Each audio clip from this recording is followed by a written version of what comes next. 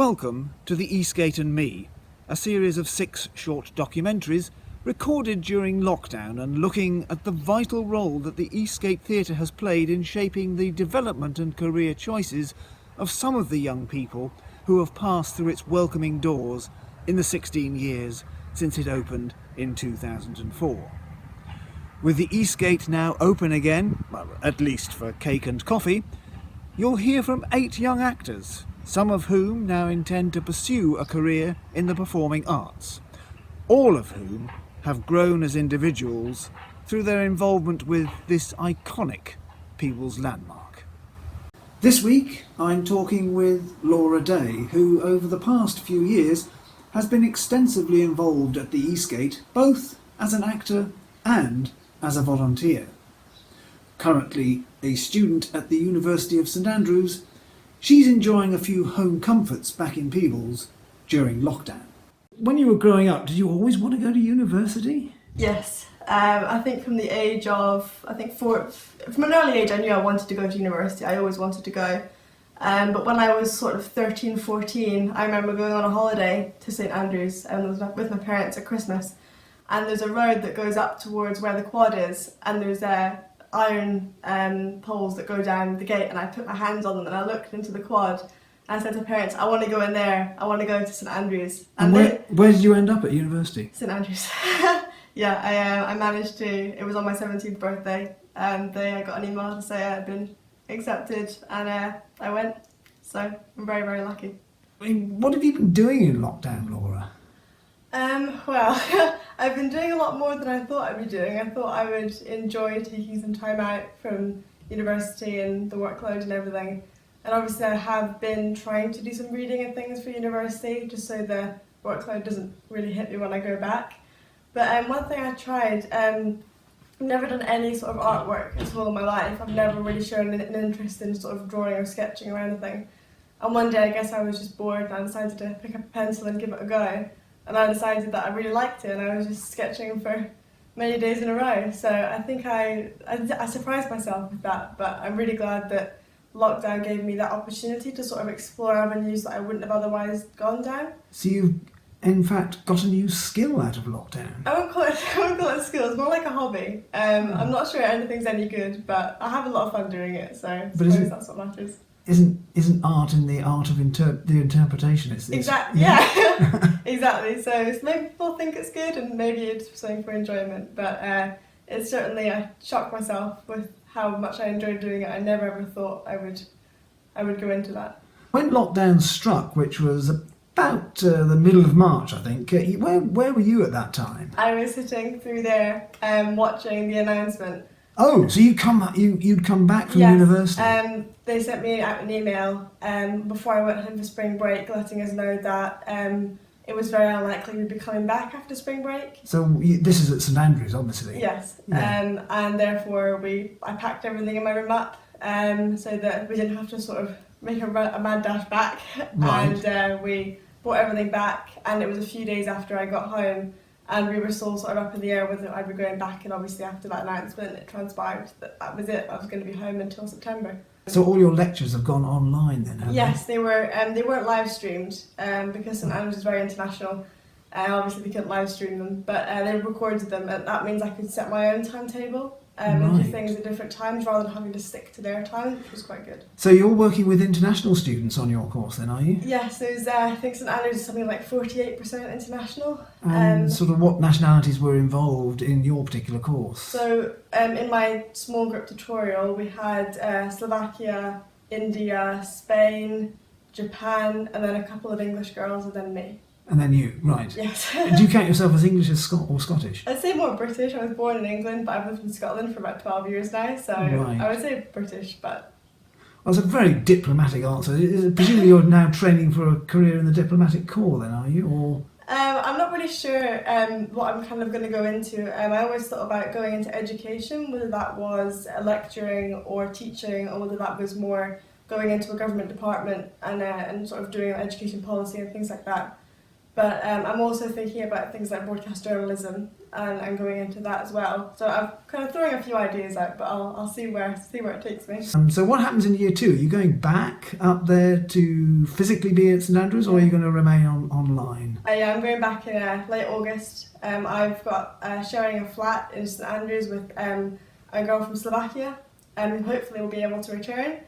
And then it's going to be part online, and they're also going to offer face-to-face tuition for those who can make it. But obviously some of the big lectures will probably still be recorded, but they are going to try and offer some sort of small group tutorial that's socially distant, of course. So lockdown is introducing a different modus operandi in terms of the way that university courses are delivered then. Yes, I read a paper actually by one of the older students who had talked about how maybe going back to normal wasn't really what we wanted to do, or the normal as it was before lockdown.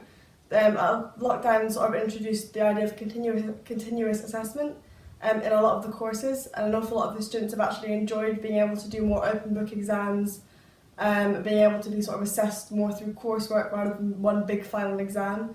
I must say it does sound quite appealing to have more of my grade determined by the work I've put in during the day rather than on a performance in a couple of hours. Laura, you've performed at the Eastgate, but I think you also did more there. Were you a volunteer? Yeah, I've actually been a volunteer usher at the Eastgate for around 3.5 years.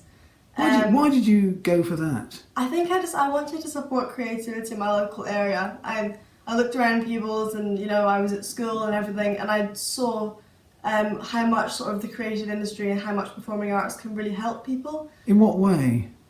Well, I think it sort of gives people a release and a sort of way to express emotions that they possibly wouldn't have otherwise been able to. It sort of gives people a voice and a stage to sort of voice whatever they want to. I think it gives people an awful lot of freedom, and it can be really therapeutic as well. And did you find that when you were acting as well? Did you manage to lose yourself in the part that you were playing? Yeah, I've performed in a few acting things at the Eastgate and also dancing things, but as I got older I realised that acting was really where I wanted to focus in the performing arts.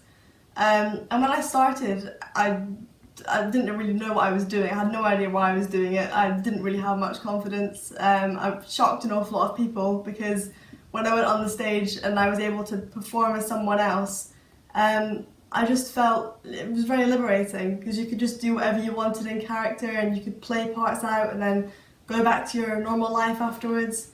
And I think that if you've been rehearsing for as long as some of the shows that I've been in have rehearsed for, when you sort of go onto the show run, that's the only person you know how to play on stage. You sort of, the lines get blurred between yourself and your character, because when you get on stage you think, well, I don't know how to be anyone else now. I've been rehearsing this part for so long, it feels like me.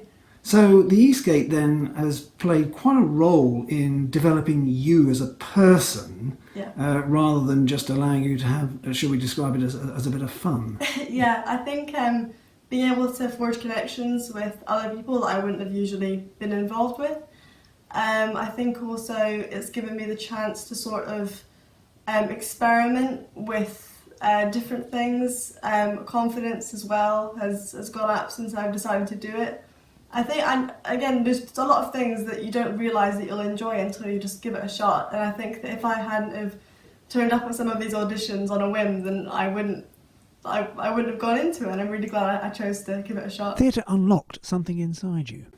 I think it did, yeah. I think that it sort of developed me as a person.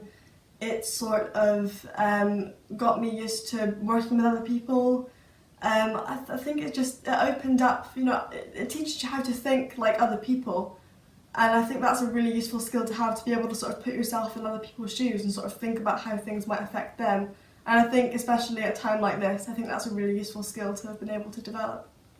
And you launched yourself on the Edinburgh Fringe, sadly not with us this year. I think back in 2018 you yes. Appeared as one of the lead characters in, I believe it was Much Ado About Nothing. It was, yeah. I remember going along to that audition. I didn't think I had a hope of him getting to the Fringe at all. I looked around and there was a room full of very experienced, very naturally funny and talented young people. And I watched the audition, and I was kind of shocked by their ability to sort of improvise on the spot and be naturally funny. And I got into it, and I can remember the rehearsals and standing in the car park to No Mad Beat, running the same scene, me running as Mad Ophelia several times, and just feeling like I had no idea what I was doing. But it was one of the best experiences I've ever had in my life. It was so much fun, the whole run up to it, the sort of the feeling that you get when the audience claps at the end and when you walk out on the stage and the lights hit you, and the flying up and down Princess Street and everywhere else, before and after. The bonds that you create with these people who you're doing it with, these are things that last a very long time, and I'm really glad I did it. As an actor, you might think that Laura is elegance personified, especially if you just looked at these clips. However, those who know her know they should never get on the wrong side of her. Most arrogant sophistry I've ever heard. That takes the biscuit. What the? You want me to marry you? Not if you're the last man on earth. Beavis has the right idea. Keep clear of the men. There you are, told you so. My thanks to Laura Day for taking part in this short documentary.